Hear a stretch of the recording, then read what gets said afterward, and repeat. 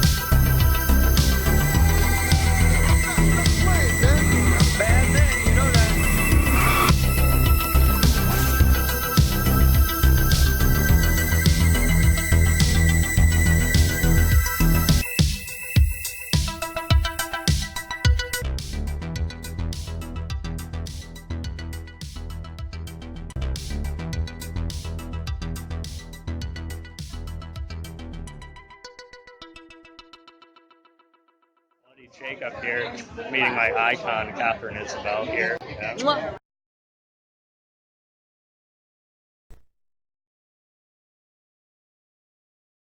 Yeah, this isn't going to be an overly long video or anything. I'm planning on like 8 to 10 minutes, hopefully. But yeah, I've been I've had these Seagal movies at the side of my computer for a couple weeks now, at least. Kind of been putting off talking about them. I've kind of been a bit buried with the amount of movies I gotta get to talking about. But I wanted to knock these out at some point. And yeah, if you guys have seen any of my other action reviews, I am. I've had a bit of a mixed history of Steven Seagal. Sometimes I get in these weird moods to watch some of his work, while at the same time knowing how much of a dick he is and what trouble he's caused behind the scenes and everything. But there's some weird entertainment value he has if you're in the right mood at times. And some of his movies are decent, some of them are something. And others are, but obviously I bought some of his movies, so I must, like his work to some extent, but I'm kind of at that midpoint with him again right now. My mood always fluctuates with him. And let me get this straight, he's certainly not on the level of Jean-Claude Van Damme. I'm talking martial artists. I mean, he can't touch Arnold Schwarzenegger, obviously, or something like that, but in terms of martial artists, Jean-Claude Van Damme is way, way, way above him, along with Dolph Lundgren, people like Scott Adkins, and, I could talk more, but yeah, I do like watching Seagal when I'm in the right mood, I guess, but he is a bit repetitive, he hardly ever gets touched, sort of kind of, I don't know, a lot of his movies feel the same, kind of cut and paste sort of thing, but these, or at least with Urban Justice and Pistol Whip, these were ones I've heard are some of his more decent 2000s films, so I wanted to check them out at some point. And first up, we're going to be talking about Urban Justice, which also stars Danny Trejo along with Eddie Griffin, and basically, he's in the hood, it is full of stereotypes, but some of the stereotypes are true on both sides of things. When it says one dedicated police officer is murdered, his father goes on a hunt for the people responsible. And yeah, that's kind of it. It's straightforward, and it didn't really have to be much more. Danny Trejo plays a criminal who he at first suspects leading one of the gangs, but they have a good conversation, a good drink together, and he sees the honor within Danny Trejo's character, at least. So no longer chasing him like in Mark for Death, and no longer having to fight him and then kill himself to get out of it, like in Machete. So Danny Trejo doesn't have much of a role, but he's good in their scene there. I also will say the actress ends up playing, like the, I don't know if I want to say love interest, but Cameron Serrano, she didn't do a terrible job either. Derek Mears also has a small role in this as well. He played Jason Voorhees in the 2009 remake, Swamp Thing recently, and a bunch of other stuff if you're a horror fan. he has a brief physical confrontation with Steven Seagal in this movie. And you want more because you see what a guy like Derek Mears looks like. You'd want more of a fight with that, but it's alright. There's really not much, again, any physical challenge in this movie, so it kind of removes any suspense from any of Seagal's action scenes. But, it's alright. And the shootouts in this are decent, I will say that. They're fairly violent. They do feel real to some extent. So I did like that. And there's a couple, kind of smirk-worthy lines from Seagal in this movie. Like, he says to this guy, lively, chubby ass, and stuff like that. I don't know. Again, you gotta be in the mood. But it's not too bad. It is one of the better, direct-to-video 2000s film of Seagal's. So I'm giving it, like I was thinking, like a 77% or something, maybe around there. But basically anywhere from like a 77 to like a 72.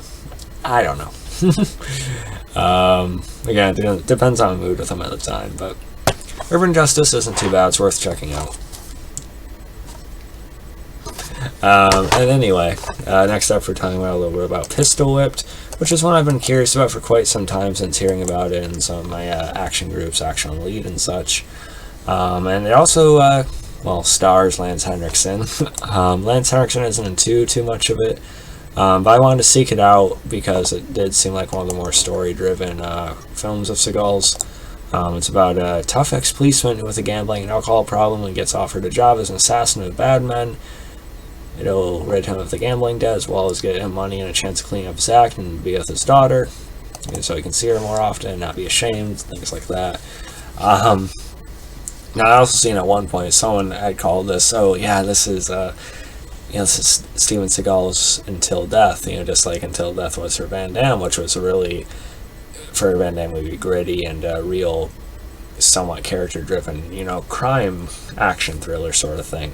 One of Van Damme's greatest acting performances, and he played like a really kind of morally mixed character, and he didn't know how to feel about him, and he actually has an arc in the movie and everything. Pistol Whipped is not nearly on that level. Seagal doesn't put as much effort into this as Van Damme did into that, but I will say this is probably one of the finer stories Seagal's had in quite some time, especially around 2008. The relationship with his daughter, they do try to put some care into that. Seagal doesn't really show a lot of range, though I'm not sure how much he did actually try, but it's alright. It's more of a functioning character story than he is probably used to starring in, maybe. I don't know. Lance Henriksen is good. He always has a presence, a way of his line delivery and everything. But he's not in much, and there are scenes where you think the old man that he plays would show up, but he's not. He's not there. So, I don't know. It was probably just like a 1-2 day thing and done for Lance Henriksen. That is what it is. He's talked about that before. The movies he's actually into and the ones he does just to get a paycheck, I don't know. Or the ones where he's just jet lagged and he makes a decision about him.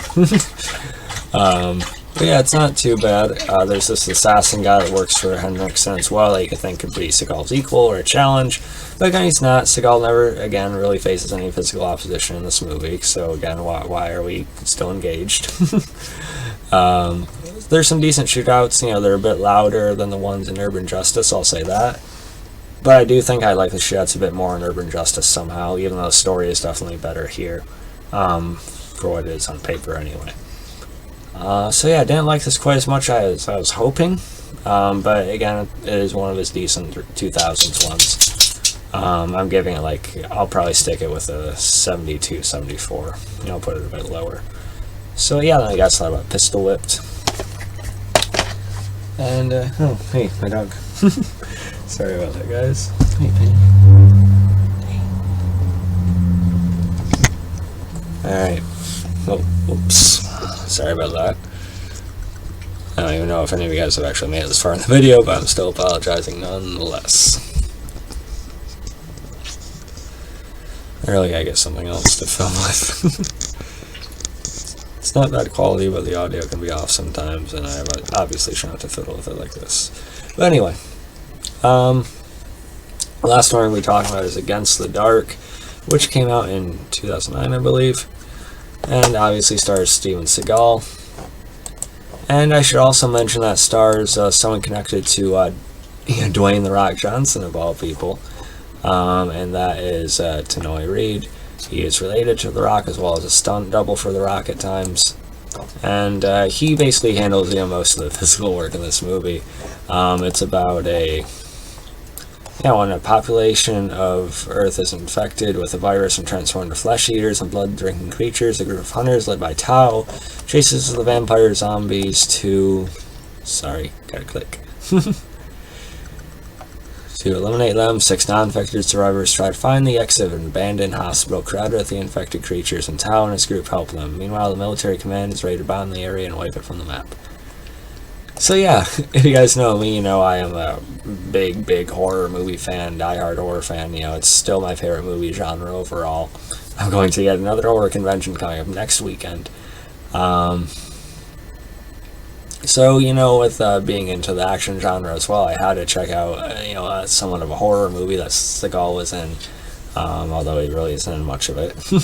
Again, Reed handles a lot of the physicality in this. Seagal basically just does those quick cut slashes and everything, and, it looks alright, and he holds the sword in kind of a cool, cool way that, makes it seem like he actually knows how to use it.